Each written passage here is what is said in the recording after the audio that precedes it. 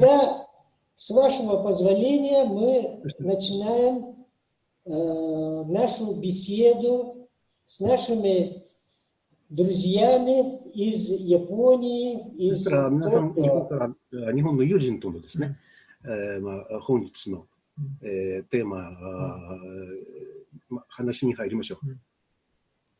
И перед этой беседой я хотел бы именно познакомить ребят, кто здесь собрался.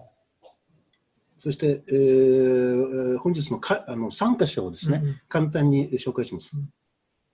Вот эта беседа с Токио господином Ясухиро Конно, значит, стала возможной благодаря Николаю Андреевичу Барамыгину. Значит, Николай Андреевич Барамыгин является председателем Якутского регионального отделения общества России и Японии. Вот. А господин Ясухиро Конно и переводчик Андрей Герасимов, вот это я очень давно их знаю. 今野さんをはじめとして通訳のゲラシモフもかねてから存じております。И надеюсь, что они тоже не забыли меня. 彼ら皆さんも私のことを忘れてないことを覚えて思っております。Конечно, конечно, о чем речь? И вот в наше время, когда очень много происходит вот таких изменений и глобальных, и локальных, очень приятно видеть старых знакомых. その大変流動的な現在で、近野さんは相変わらずお元気そうでということは一番喜ばしいことです。どうもありがとうございます。Большое спасибо. Мы тоже очень рады, что вы в Украине. Вот, а это ребята, собрались ребята из... 青年たちが集まって、ученики старших классов Якутска и некоторых других разных районов республики. ヤクツク高校生ですね。あと、ヤクツク以外のサハ各地の高校生の皆さんが本日集まっています。Вот. Это ребята, значит, все собрались, никто никого не понуждал, они все добровольно, по желанию собрались именно послушать именно что говорят именно на дипломатическом уровне, по вопросам внешней политики и экономики. 外外政治に興味を持ちましてですね、それを、Поэтому у нас, не теряя времени, мы приступим. И поэтому я даю слово господину Ясухиро Конно. コノさんからの話を聞きましょう。いや、短い時間なんで簡単に進めたいと思います。Время действительно у нас мало, поэтому я буду краток. 最初に自己紹介します。Начну с представления. 僕は71歳です。Мне 71 год. それで、日本人で一番サハのことを知ってる日本人だと思ってます。Ну, я могу без привлечения сказать, что я лучше, чем любой другой в Японии, знаю о республике Саха-Якутия. ロシアのことと少し話しますと、当時僕が大学を出たとき、初めて行った国がロシアです。ソビエトです。Так получилось, что я еще будучи студентом, ну, сразу после окончания вуза, впервые попал в зарубежную страну. Это был Советский Союз, ну, Россия. ですから、先ほど年を言ったように50年前ですから、50年前海外に行く人はほとんどいません。Это было 50 лет тому назад. В Японии число японцев, выезжавших за рубеж, было крайне ограничено в то время. でも若い時ですから、お金なくても時間はたくさんあります。Ну, молодость, денег мало, времени много, поэтому, так сказать, я решил проводить это все с максимальной пользой. それで、ヨーロッパに行きたかったです。Но мне захотелось посетить Европу тогда. その時、リュックサックショって、シベリア鉄道で行かなければいけないんです。Ну и самый такой незатратный, да, такой бюджетный вариант – это с рюкзачком за спиной на Транссибирском экспрессе проехать и потом, ну, до Петербурга и потом в Европу. 日本からヨーロッパに行くには、渋谷鉄道で8日間かかります。 Значит, на Транссибирском экспрессе 4 дня ехать до Москвы. で、初めて行った外国ですから、モスクワに行った時はびっくりしました。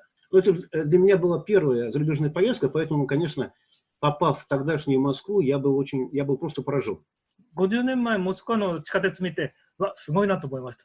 Ну, поразило меня московское метро знаменитое тогда, 50 лет тому назад. ですから、世界中行ったことあるんですけど、僕の一番最初の国がね、ロシアだったということですね。 Вот так получилось, что первая моя зарубежная поездка и первая зарубежная страна, которую я посетил, это была Россия. それから、ソビエトが崩壊して、ニコラエフ大統領が大統領になりました。 Ну и дальше, так сказать, я пропускаю. Сразу после распада СССР я познакомился с первым президентом вашей республики Михаилом Ефимовичем Николаевым.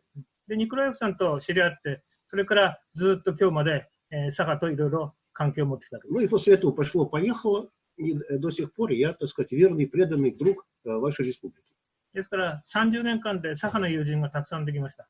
Ну, за 30 лет у меня большое количество друзей в вашей республике. それで今は佐賀と日本の交流とか親善を目的する組織を今作ってやってます。 И вот мы сейчас, 3 года назад, мы учредили вот специальную организацию у себя здесь в Японии, ну и зарегистрированные и в Якутии, которые занимаются вот обменом с вашей республикой. あと佐賀ではダイヤモンドの仕事もやりました。 Ну, кроме этого, я занимался алмазогранильным бизнесом у вас в республике и занимаюсь в вашей республике. で、今日の会議なんですけども、ズームでやって時間も限られてるんで、皆さんの質問を受けてね、それに答えていった方が時間が有効にできると思うので、そうやって進めたいと思います。 Учитывая ограниченность во времени, я предлагаю построить нашу беседу таким образом, что я сразу перейду к ответу на вопросы, которые я получил заранее, если вы не против. Да, не против. Пожалуйста. Угу. Да, тоже. Я в такой за. 質問、 Я сразу 昨日なんか皆さんの質問をいただいたんですけども、それを答える形でいいですか？ То есть вот вчера нам прислали вопросы, я хотел бы, то есть я уже с ними ознакомился, я в курсе, я хотел бы просто на них ответить. Да? Пожалуйста. Должен. なんか4人の方からの質問をいただいてるんですけども、それを答えるようにしていきます。 Я получил вопросы от 4 человек, так что я по порядку на них, с вашего позволения, отвечу. 一人の方はですね、日本の名所、例えば富士山とか石見金山、どのように保護しているかという質問がありました。 Первый вопрос. Расскажите, пожалуйста, о ваших памятниках природы. Например, о вулкане Фудзияма, Фудзисан, рудниках Ивами-Гинзан. Как вы их защищаете, какие существуют при этом проблемы? 富士山に関してはちょっと別なんですけども、日本を象徴する山で、日本の歴史の中で食べ歩くごとに出てくる山です。 Ну, по Фудзияме. Значит, по-японски нет такого названия. По-японски она называется Фудзисан. Да?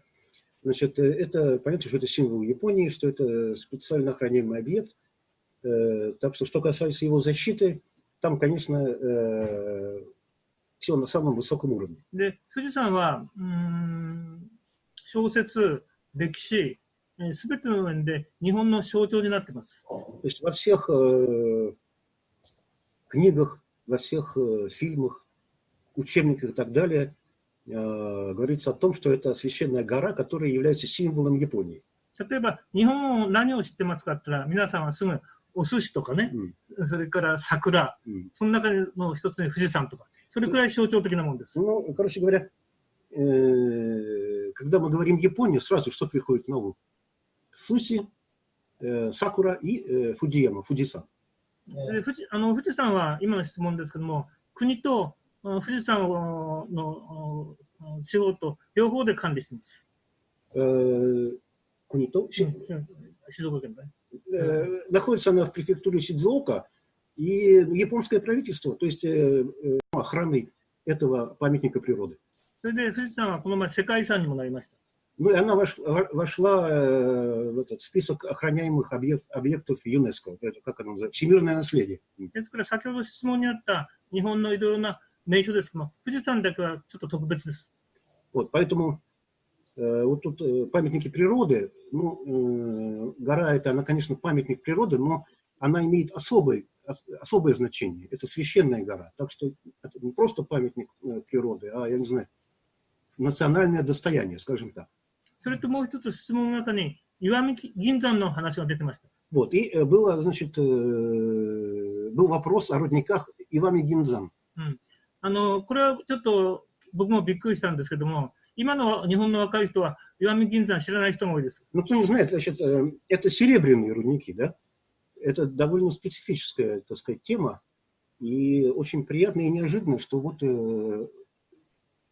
человек, задавший вопрос, он об этом знает. これは当時ですね、世界で一番銀を出してた鉱山なんです。 Но в свое время, а это эпоха Эдо, это 17 век, это был самый эксплуатируемый и самым большим выходом рудник серебряный. 日本ではなくて世界の産出量の3分の1を出してたんです。 Причем не только в японском масштабе, а в общемировом. То есть 1/3 всего добываемого тогда серебра в мире добывалось вот на этом руднике. ですから日本の歴史の江戸時代の徳川時代の本当に大きな財政というかね、金融の大事なところでした。 И в эту эпоху Токугава, да, сёгуната, правления сёгуна Токугава, значит, этот рудник серебряный был одним из главных источников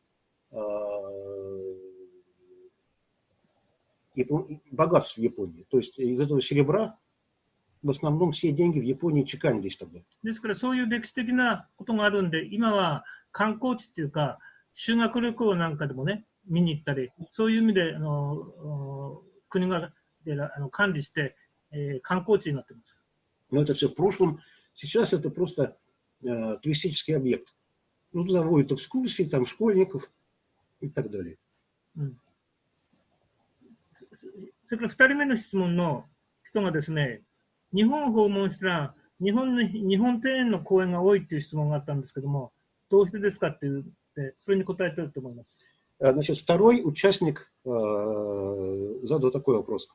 В 2018 году я посетил город Токио, был поражен красотой, количеством парков, соседствующих с небоскребами, своего рода оазисы. Я думаю, очень сложно вырастить такое огромное количество деревьев. Ведь помимо этого там есть много водоемов, прудов с карпами и так далее. Как появились эти парки? 日本にはたくさん公園があるが、有名な公園はみんな新しく作ったものではないんです。この6つのね。全部、全部新しく作ったものじゃない。日本と東京。日本中。Ну, что касается парков, их много не только в Токио, по всей стране. Эти парки, они, в общем, были организованы сравнительно давно. То есть это не новое, это не новострой. ほとんどがみんな江戸時代にできたものです。 Они были, значит, созданы в эпоху Эдо, опять-таки 17 век. 江戸時代、ただし江戸時代の時は公園ではないです。 В то время они не были парками, ну, в современном понимании слова. 昔、国を動かしてた力を持った人はね、自分のうちに大きな庭を作って日本庭園を持ってました。 Это были как бы внутренние парки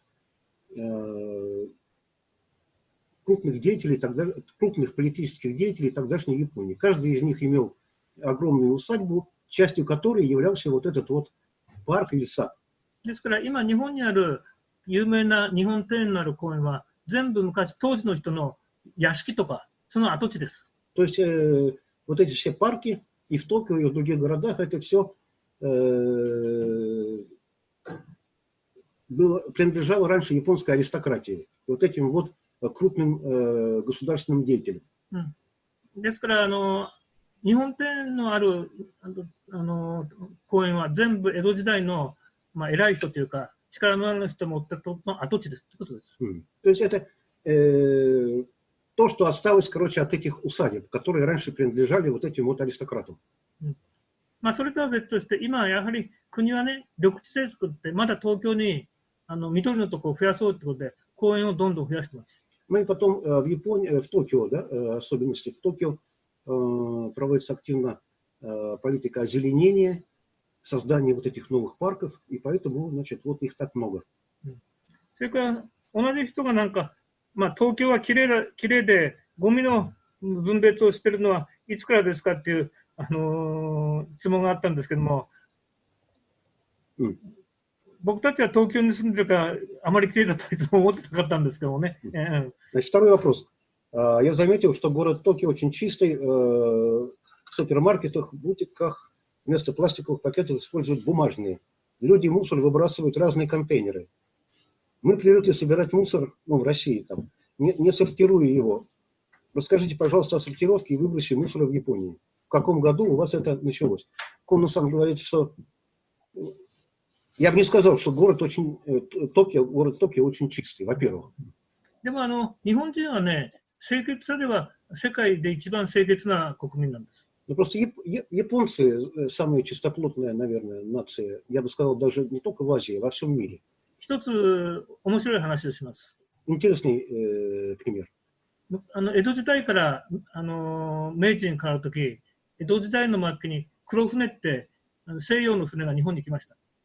Но вы знаете, наверное, да, историю открытия Японии. Приплыли, значит, как они называют, черные корабли, американские под началом коммодора Перри, и произошел переход к эпохе Мэйджи. То есть произошла как бы мирная революция или реставрация. それまで日本は鎖国といって外国とは取引は交渉はなかったんです。А до этого Япония была закрыта, и никаких контактов с зарубежными странами у нее не было. それで鎖国をね、開国しなさいって言って江戸に迫ってきました。Вот. И американские вот эти черные корабли, то есть американская вот эта эскадра подошла и потребовала от японского правительства открыть страну для внешнего общения. それで大砲を江戸に向けていつでも江戸を焼くことができると脅かしました。Ну, американцы их, короче говоря, запугали, сказали, что, значит, а не то откроем огонь и сожжем город Токио, деревянный город. で、日本は建物は木造ですから、大砲を撃てばすぐ燃えてしまいます。Вот. Ну и японцы поняли, что это действительно, так сказать, не пустые слова, потому что этих выстрелов вполне достаточно для того, чтобы спалить вот этот большой город. でも帰ればその時にこんなにね、清潔な街をね、見たことない。これを燃やすのは心見ないと言ってました。Ну и когда американцы сошли, короче, на берег, там пообщались, походили, сказали, что мы такого чистого, такого красивого города мы не видели в своей жизни, поэтому будет очень жаль, конечно, его спалить. 当時の世界のパリとかロンドンも本当に不潔な街でした。Потому что тогдашний Лондон и Париж это были клоаки, извините за выражение. それヨーロッパ人も江戸を見てこんな清潔な街は見たことない。И все европейцы, посещавшие тогда Токио, ну, Эдо, да, были именно поражены вот этой чистотой, чистоплотностью японской нации. まあ、それで今日の質問にまた戻りますけど Но も、это было небольшое лирическое отступление, я возвращаюсь к вопросу. 日本はですね、1970年に高度成長っていうのが急にありました。В 70-е годы в Японии произошел резкий скачок развития экономики, начался так называемый период высоких темпов роста экономики. で、高度成長になってゴミがいっぱい出るようになりました。И в связи с этим резко увеличилось количество мусора. それまではゴミの分別をしてませんでした。Значит, до периода вот этих вот высоких темпов у нас не стоял вопрос о сортировке мусора. それで1970年にこの高度成長でたくさんのゴミが出るんで、これは公害問題になりました。А вот в связи с этим ростом, высоким экономическим ростом, произошло резкое увеличение мусора, и это привело к проблеме, к резкому росту загрязнения окружающей среды. それでゴミの処理場を作ったり、今言った分、日本のゴミの対策が始まったんです。Поэтому стал вопрос об утилизации мусора. И вот с тех пор, собственно, и началась вот эта сортировка, мусоросжигание, мусоропереработка и так далее. だから日本のゴミの処理の歴史はもう50年になります。То есть вот история, значит, история утилизации мусора в Японии насчитывает 50 лет. それからあともう一つ、なんか、東京湾のお台場のどうしてできたんですかっていう質問があったんですけども、これは昔、外国人が船で東京湾に攻めてくるときに、大砲で作った後なんです。Третий вопрос, да, от того же участника. Расскажите, пожалуйста, о происхождении острова Одайба. Значит, остров Одайба находится в Токийском заливе. Дайба означает бастион. Почему бастион? Потому что как раз когда страна была закрыта, для того, чтобы иностранные корабли не заходили в Токийский залив, было построено 3 бастиона, где были установлены орудия, и когда подходили близко корабли, значит, они открывали огонь и прогоняли их. Вот так произошел, вот так появился, значит, остров Одайба. 次の質問は、なんか成田の飛行場に行く途中、太陽光の発電のパネルが多いっていう質問があったと、これはちょっと説明します。Следующий вопрос от этого же участника и последний от него. По дороге из аэропорта я заметил огромное количество солнечных панелей, батарей. Расскажите, пожалуйста, о них. これはもう世界中同じ問題を抱えているんですけども、電気の発電はですね、原子力の問題とか、いろいろ問題を抱えています。それぞれの国によって。Не, но проблема электричества, она актуальна во всех странах. У вас тоже свет приходит и уходит. Да, в Японии такого нет, но все равно спрос на электричество очень высокий. ロシアでも昔チェルノブイリになったし、日本では福島の大きな事故がありました。Ну и потом вы сами знаете крупные катастрофы, которые приводят к перебоям электроэнергии, ну, энергии. Это Чернобыль, в Японии Фукусима была.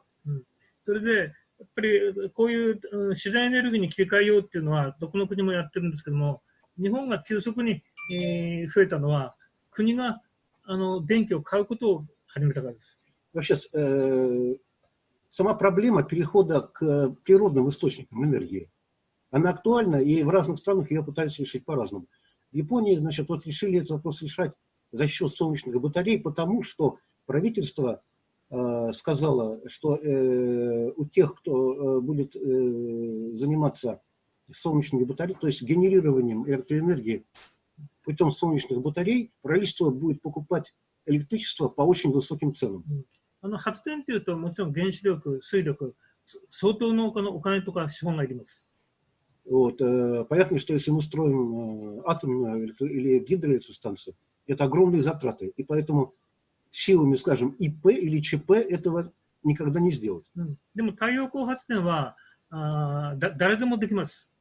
А что касается солнечных батарей, вот как раз любое физическое лицо, любой ИП или ЧП может самостоятельно, то есть любой человек может самостоятельно эти батареи организовать. ですから日本政府はこれは全部民間に太陽光発電した人の電気を買うことを始めたんです。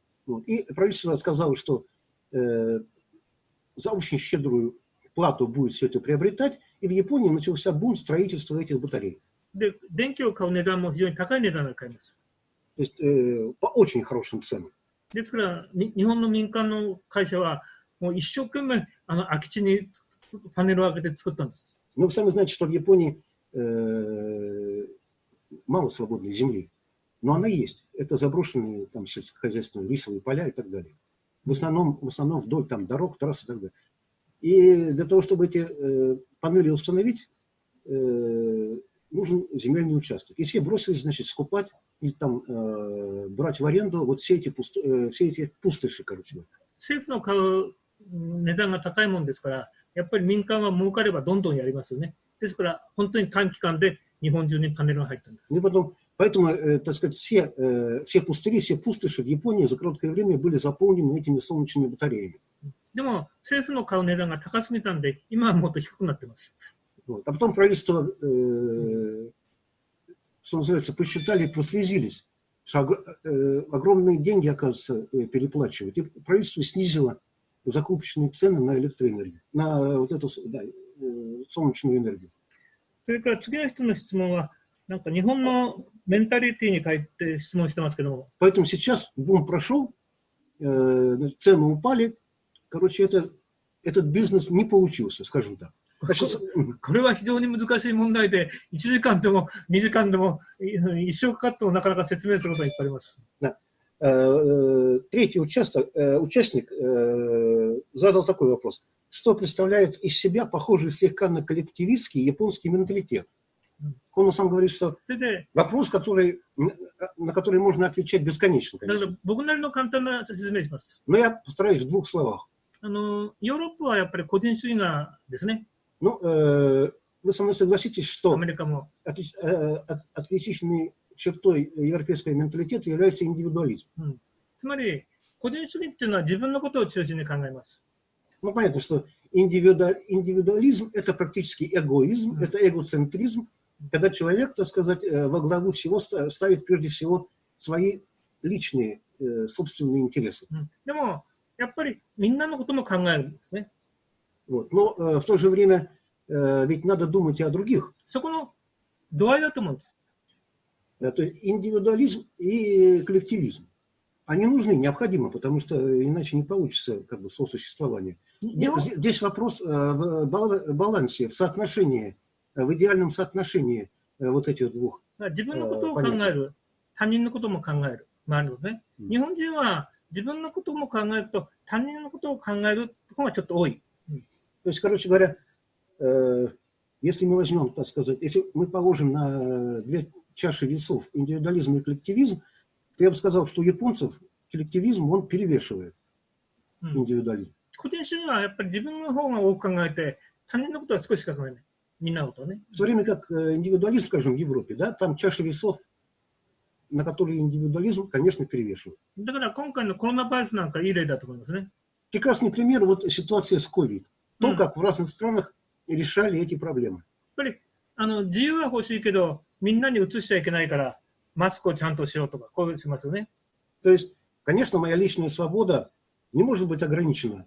Только я решаю этот вопрос, как ее ограничить. Но в то же время, я, вот, с точки зрения японца, я должен думать и об окружающих. Поэтому я должен постоянно носить маску, чтобы, значит, не причинить какого-то вреда окружающим людям. まあニュース見たら、フランスでマスクするのに反対してね、ニュースも見ましたけども、やっぱり、そういうね、まあメンタリティの問題は非常に難しい問題ですけど、簡単に言うとね、個人のこととみんなのこと、この度合いの差だと思いますね。 Хороший пример вот, того, что в Европе перевешивает индивидуализм, Франция. Там даже были какие-то демонстрации против масок, да? Типа, мол, как вы смеете меня там это самое заставлять, чтобы я маску носил, если я этого не хочу. Вот в Японии таких вопросов просто не возникает.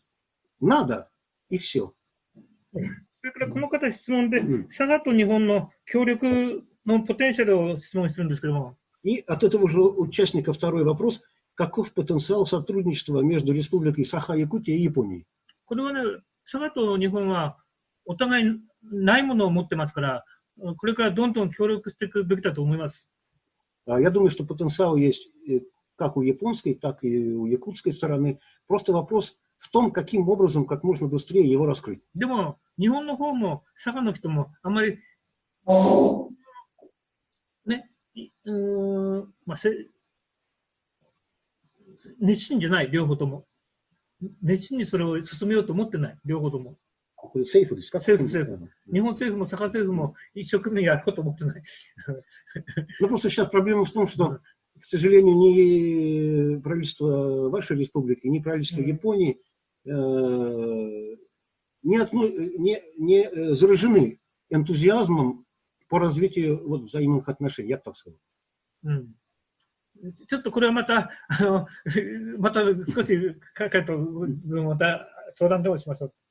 Ну, об этом мы с господином Никоновым, Дьяконовым, поговорим, да? Потом отдельно. それから次の人の質問はですね、アニメをね、やる場合、なんか許可なんかいるかっていう、Анимационное наследие японского телевидения. Как происходит предоставление разрешения на трансляцию? Какое влияние анимационных фильмов на самих жителей страны? И смотрите ли вы аниме? 日本はですね、こういうアニメに限らず、まあ、映画でも演劇でも、あらゆるのに関して、何も規制はないです。В Японии нет никакого регулирования вот этих аниме или комиксов, так назовем. 一つだけあります。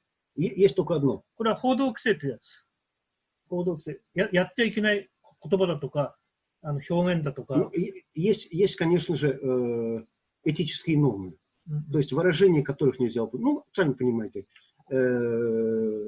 модерация, чтобы не было, значит, неэтичных выражений, там, изображений. Ну, сами понимаете, о чем речь. これはアニメに限らず新聞とかね、それからあらゆるもみんな同じルールです。Но это касается не только аниме, а всех этих средств массовой информации, там, газет, там, радио, телевидение и так далее. それでアニメだけ特別ってものはないです。 То есть какого-то особого регулирования аниме не существует. それからアニメの影響に関しても質問してましたね。Вот влияние аниме. 実はですね、日本のアニメっていうのは、非常に歴史があるというか、小さい時から、僕も小さい時から漫画読んでました。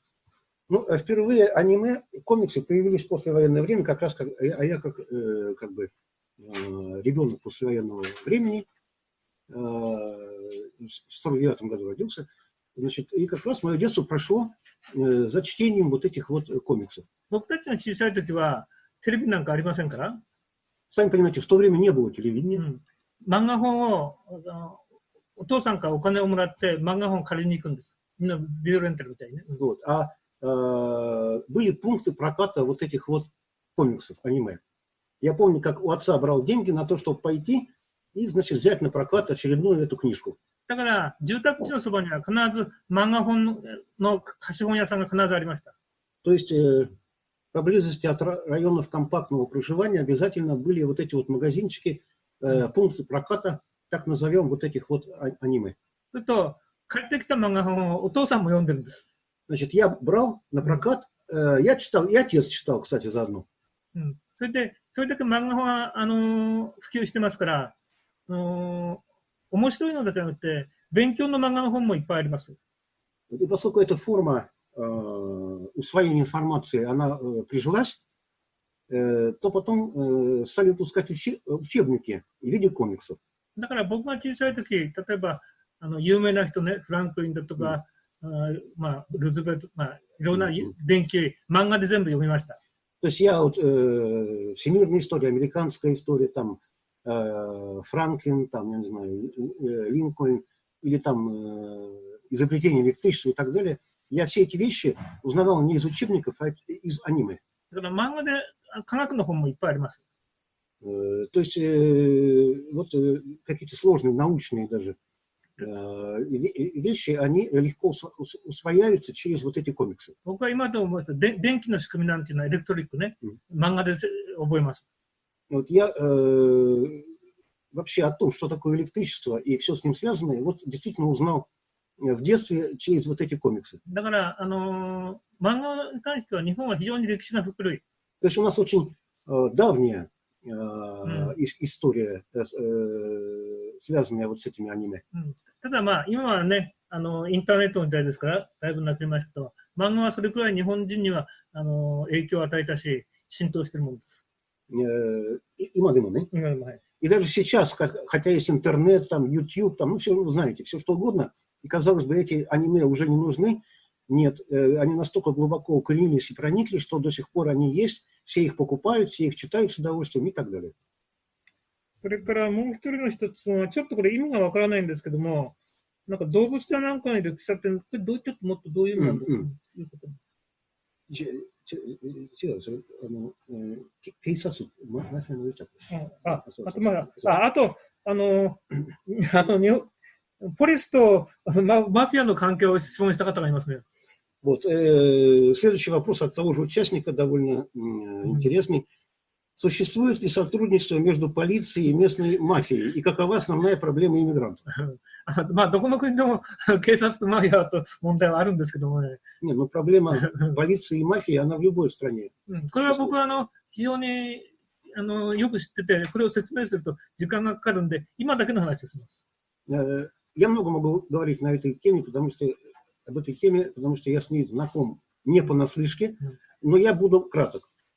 日本が戦争をもとに、ヤクザとポリスは非常にいい関係が時期はありました。Сразу после войны японская полиция очень тесно вошла в очень тесный контакт с якудза, с японской мафией. で、ヤクザが日本の歴史に影響したこともたくさんあります。Японская якудза оказала очень большое влияние на послевоенную историю страны. でも今はもうなくなってます。Сейчас такое влияние отсутствует. 簡単です。それでいいですか、これは、ね。Вот и все. Вот и все. Что я могу сказать? それから移民の問題が出ました。Проблемы иммигрантов. 移民っていうのは2つあって、向こうから来る移民と、僕たちが来てくださいという意味とね、勝手に来る移民があります。Есть два вида иммигрантов. Те, которых ждут, и те, которых не ждут. 日本は外部から来る移民は今まではずっと禁止してました。Японцы долгое время не принимали иммигрантов. То есть те, которые сами желали бы приехать и жить в Японии, они в этом отказывали. То есть давали отворот-поворот. だから日本に、政府がそういう規制をしてたんで、なかなか日本は外国人は日本に移民はできなかったです。Это была целенаправленная, ну и до сих пор это является целенаправленной политикой японского правительства, которая ограничивает проникновение этих всяких там гастарбайтеров, как у нас называют, иммигрантов в Японию. それで今、日本は少子化って人がどんどん減ってます。Но в последнее время Япония столкнулась с такими проблемами, как резкое падение рождаемости. 労働力が非常に足りなくなってます。Резкий рост числа лиц пожилого, ну и престарелого возраста, что приводит к нехватке рабочей силы. で今は日本政府は海外からの労働者をどんどん入れる方法を今、政策を作ってます。И поэтому сейчас японское правительство работает над мерами облегчения доступа в Японию иностранной рабочей силы. でも移民というように日本国籍取るのはまだ難しいです。Но все равно для иммигрантов получить японское гражданство это очень сложно. 取れないわけじゃないですけど、非常に複雑なルールがあって、まあゲラさんもここにいますけど、日本国籍取るのはなかなか難しい問題です。Ну, то есть иммигрант может получить японское гражданство, но сама процедура получения крайне сложная, она крайне забюрократизирована. Он говорит, вот господин Герасимов знает, как трудно получить японское гражданство. Я говорю, я не хочу его получать, я гражданин Российской Федерации. 日本で働くことは非常に楽になりました。ビザも予約されました。Ну, по-любому, в последнее время доступ в Японию облегчен, получить визу стало проще, и работать в Японии, так сказать, будучи иммигрантом, теперь стало легче. それから最後の方の質問。И последний вопрос. なんか喫茶店とちょっとこれ僕よく意味がわからなかったんですけど、どういうことですか？А то Бокацимарим. Значит, вопрос такой. Насколько законны кафе с эксплуатацией животных? Вот это я не понял. Какие кафе? Что-то я таких не слышал. Это где? В России или где? В Японии? Нет, этот вопрос опустим. А? Пропустим этот вопрос. Хорошо. Тогда следующий вопрос. Как происходит мероприятие в школах по профориентации? И действительно можно самостоятельно создать школьный клуб по любым интересам. Нет, самомайни считано, сюсюк кацудо. 学校ね。そう、学校。学校のこの部活と就職の問題、ちょっと一緒に話します。Значит, вот на эти два вопроса я вместе, с вашего позволения, отвечу. 日本は学校の中に必ず就職を担当する部があります。В каждой школе имеется отдел там или секция, которая занимается вопросами профориентации. それここは人数もたくさん配置されて、一つの大学の中の構造の中に組み込まれています。Причем эти подразделения, они как бы встроены в соответствующие структуры институтов и университетов. То есть находятся с ними в тесном контакте. これは一つ理由があって、日本の経済界が卒業生を取るときに、すべて学校を窓口にして取るからです。Почему так? Потому что японская экономика, которая ежегодно испытывает потребность в молодой рабочей силе, она вот именно таким способом, значит, привлекает, нанимает молодежь. Этим занимаются не предприятия, а этим правительство постановило, что этим занимаются учебные заведения, то есть школы и институты, ну, вузы. というのは、企業は優秀な学生を欲しいです。 Понятно, что крупные, ну, предприятия, прежде всего крупные предприятия, они заинтересованы в талантливой молодежи. だから企業は学生を取る募集活動は勝手にできません。スタートの日にちが決まってます。 Значит, для того, чтобы как бы все были в разных условиях, я имею в виду предприятия, в Японии нет как бы системы, которая давала бы преимущество крупным предприятиям. Понятно, что такие предприятия, они легче могут привлечь. Поэтому все, так сказать, нивелированы и все на равных условиях, значит, привлекают эту талантливую молодежь. То есть вот как бы есть определенный день начала вот такого рода привлечения. もしこれを許せば、優秀な学生が欲しいですから、大学4年に入ってすぐとかね、極端な場合、大学3年生のうちにも募集しちゃったら、乱れてしまうでしょ。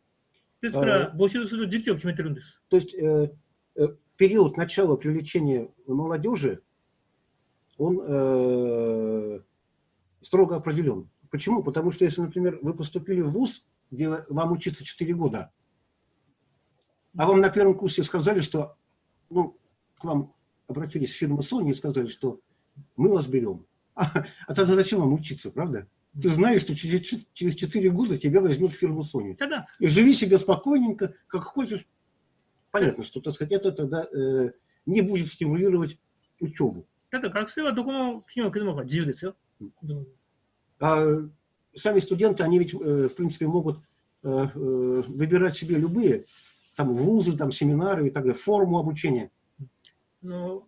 昔は企業によっては、僕の会社は、例えば慶応大学から3人とかね、早稲田から5人とか、こういうことをやってた会社もあるけど、それはもうなくなってきました。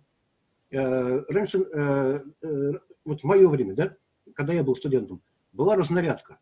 Скажем, вот какая-то фирма, она имеет право взять 3 человек из университета Кейо, престижный очень университет, 3 там из другого и так далее. То есть была какая-то разнарядка. Сейчас этого нету.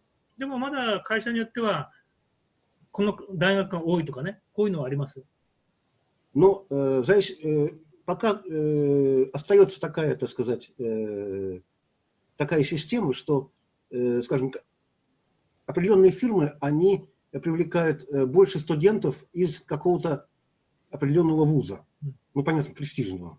То есть они возьмут, там, не знаю, из КИО они возьмут больше половины или там даже 2/3. ですから、日本の大学にはそういう就職の部分がきちっとしたね、構造的に組み込まれています。Вот, короче говоря, существуют специальные подразделения в японских вузах, учебных заведениях, которые занимаются вопросами профориентации. もう一つ、日本の学校で、海外と違うのは部活ですね。課外活動、はい。Вопрос о школьных клубах. В Японии во всех школах имеются клубы по интересам. で部活はやっぱり教育上、非常に日本の学校は重きを置いています。И это стимулируется, значит, администрацией школ для того, чтобы учащиеся вот такие клубы организовывали и в них занимались. だから学校としては入ると学生にどっか一つ部活動をしなさいっていうふうに進めてます。И при приеме в школу даже просят, значит, выбрать какой-то определенный клуб, в который человек будет ходить. 部活はやっぱり学校の中で1年生、2年生、3年生はね、やっぱり縦に入りますから、いろんなことを教わります。高校ですね。高校も、大学もそうだ、1年生。Я говорю, конечно, вот об этих high school, там, где 3 года человек обучается, значит, он туда, и об университетах тоже. То есть первые 3 года ты должен выбрать какой-то клуб, ну, скажем, это может быть спортивный там, или там любой другой, и ты должен, значит, обязательно 1, 2, 3 год учебы в этом клубе заниматься. やっぱり部活活動すると、自分と同じ年代以外の人をやりますから、そこでいろいろな人間関係が形成されると。Но это очень хороший способ установления связей между учащимися. Потому что если это престижный вуз, то там все люди непростые, и, как бы, так сказать, иметь их друзьями, это потом на всю жизнь будет человеческий капитал. だから学校によっては部活でね、ある程度の単位をくれる学校もあります。単位、成績だって、単位。Ну и что касается школ, то даже школа может присваивать определенный разряд тем, кто занимается, скажем, в каких-то спортивных вот этих клубах. 一応、質問は以上だと思います。То есть вот это был последний вопрос, и я, так сказать, вот ответил на все ваши вопросы, которые вчера получил. Не знаю, насколько вас удовлетворили мои ответы, но я старался. Спасибо. Спасибо за внимание. Спасибо. Вот у нас есть еще вопросы, которые вот отображены в чате. У вас видно, да, вам? В чате. У вас есть вопросы? Да. Да. В чате у вас отображены. Нет, вопросы еще поступили. Вот. Можно 1-2 вопроса еще?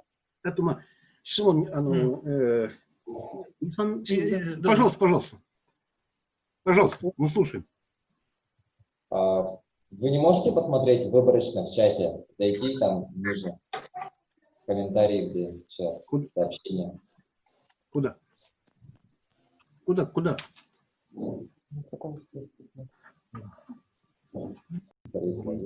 Куда нам смотреть? Правый нижний угол. Тогда у них нет точки. Правый нижний угол. Правый нижний угол? Должно быть. Да, правый нижний угол. Сейчас у нас. Вот, да. Да, видим вас. Сейчас, да. Видели. Да, пожалуйста. Роман. Что?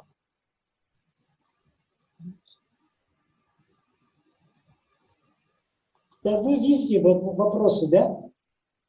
Вопрос нет. Мы видим роман какой-то, да?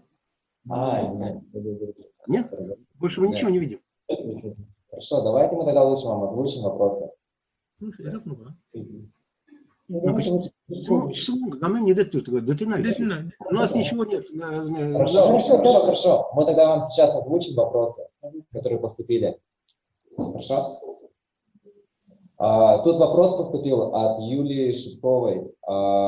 Она спрашивает: в Японии после катастрофы на АЭС Фукусима-1 Япония отдала предпочтение угольным ТЭЦ, но и вскоре они оказались главным источником экологических проблем. Чему отдала предпочтение? Угольным ТЭЦ. Так. Ага. Но и вскоре они оказались главным источником экологических проблем. Планирует ли Япония в ближайшее время перейти на альтернативное топливо или в каких масштабах это будет выноситься, эта программа, допустим, либо на международном уровне? 福島原発事件以降にですね、日本は石炭火力発電に力を入れたと思うんですけど、でそれは逆に公害問題を作っています。だからこれからですね、日本は代替エネルギーどう考えるんですか？これはね、僕が答えてないけど、今度個人の意見ね。Ну, я отвечу, да, но это будет, подчеркиваю, мое личное мнение, мое персональное мнение. 原発はね、これはあくまで今度の意見です、今度の。Опять, да, мое личное мнение. 後で問題になります。чтобы не было проблем там. А? Дозу. あ Вам の слышно? Да. Мгм. 原発を廃止して、今、火力発電でしているのは非常にこれ問題です。なぜかというと、火力発電というのは、空気も汚すしね、火力発電の地球温暖化にも逆行するし、いろいろな、個人としては僕は非常に問題だと思う。これは今、世界でも問題になっている。Да, я полностью согласен с тем, что значит, вот этот вот переход на угольный ТЭЦ это приводит к загрязнению окружающей среды, к значит, глобальному потеплению, там, нарушению озонового слоя и так далее и тому подобное. ただ、火力発電を関しては政府はね、今の日本の火力発電は昔の火力発電の5分の1くらいしか出してません。排気は。Но дело в том, クリーンな火力発電になってます。 но я подчеркиваю, что современные японские угольные ТЭЦ, они загрязняют окружающую среду в 5 раз меньше, чем прежде. То есть у нас очень чистые угольные ТЭЦ по сравнению, значит, с тем, что было раньше. ただ、5分の1といってもやっぱりこれは問題がある。 Но все равно, даже если падение в 5 раз, все равно это много. それで、さっきの今の個人の意見は、僕はね、原発賛成なんです。 Что касается меня, я лично за АЭС. なぜなら原発はね、一番クリーンな発電です。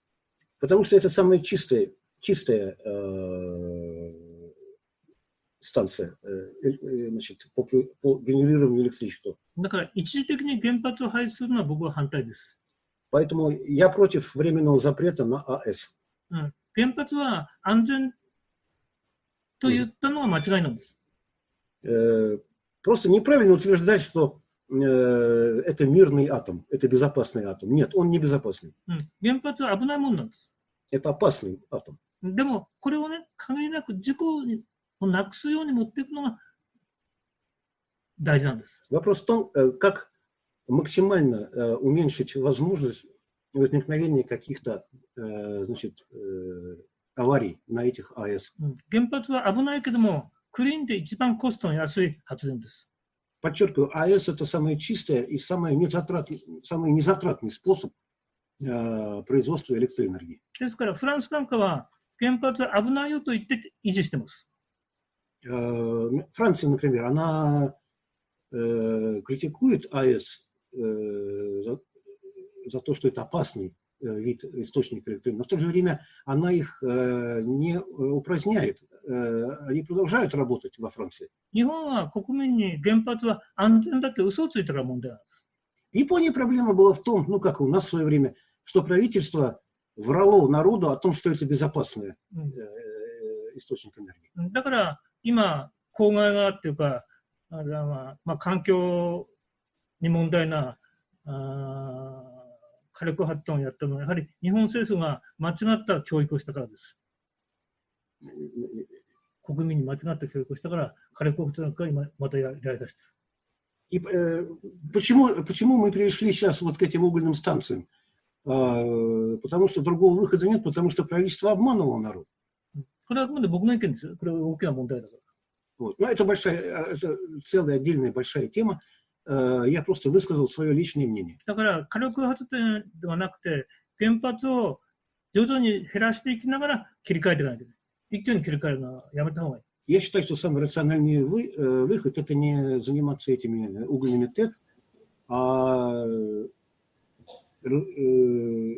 эксплуатировать АЭС, но с постепенным их сокращением и с эксплуатацией только самых безопасных, хотя это не самых, скажем так, безопасных АЭС.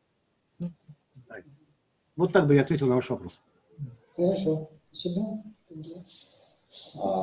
Смотрите, у нас получается уже время на исходе. Ребята, те, которые отправили вопросы свои, мы после перенаправим и получим ответы, и вам напишем в группу через ваш оператор. Еще 5 минут есть. 5 минут вроде есть. 5 минут вроде есть. У нас по времени сейчас просто... じゃあ最後5分また言いますか。Нет, то есть господин Конно говорит, пожалуйста, один вопрос можно задать. Хорошо, тогда смотрите, тут у нас сразу же от Корниловой Натальи получается. У нее к вам вопрос. Какие программы по совместной работе для защиты экологии были предприняты? Если нет, то будут ли они предприняты? Скорее всего, здесь имеется в виду между Россией и Японией, либо же между Якутией и Японией. Так вот, между чем и чем, скажите? Давайте Якутия и Япония.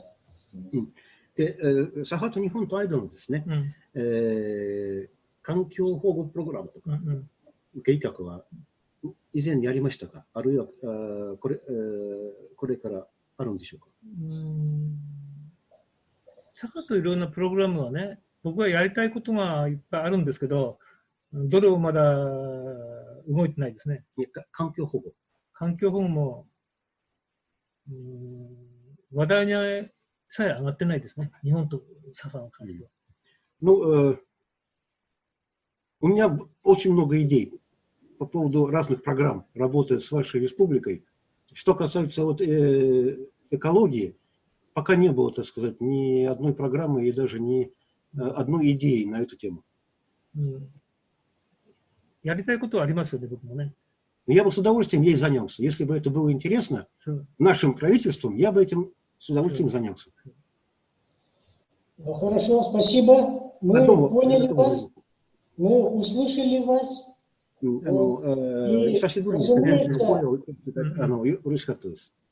За один час невозможно на все вопросы о Японии.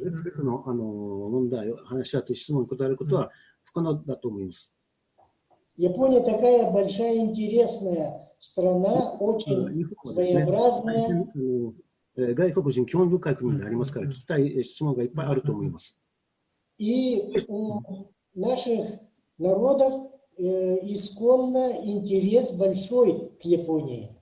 で、佐賀国民としてはですね、日本に対して大変な興味を持ってますね。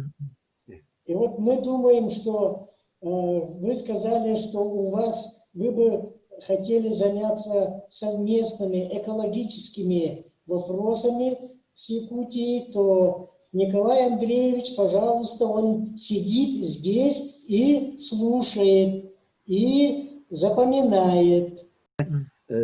進めようとお考えでありましたら、ここのバラメギンさんも、И к вниманию остальных, それを参考にしてくれればと思います。 остальных, значит, ребят, вот что Николай Андреевич Барамыгин, он у нас известный блогер. У него очень хорошие темы раскрывает. このブロガーやってますね。それで若者にですね、よく知られております。Он давний друг Интерсферы, освещал работу вот, российско-китайского международного лагеря и других バラメギンさんは最近ですね、 проектов. うちのインタースフェア以外にですね、中国との、青年の集いとか、そういうプログラムにも参加して。 Мы очень ему благодарны за 大変バラメギンさんに感謝しております。今回の положительное и позитивное отношение к молодежи. そして、как вы сказали, что вопросы, которые, возможно, будут, вы их пришлете, да, как бы, через вот господина Барамыгина. Да, замечательно. 本日ですね、お答えがなかった質問、バラムギンさん経由で、また文書にして送ります。佐賀と関係が良くなると。 Позвольте на этом закончить нашу беседу. それで本日のミーティングを終了させていただきます。 Гостям. 河野さん、本日のお忙しい中、ご参加いただきまして、誠にありがとうございます。Вам большое спасибо. Для меня это было очень интересно и познавательно. Ну, нам тоже очень понравилось. До свидания. さようなら。ありがとうございます。Аригато.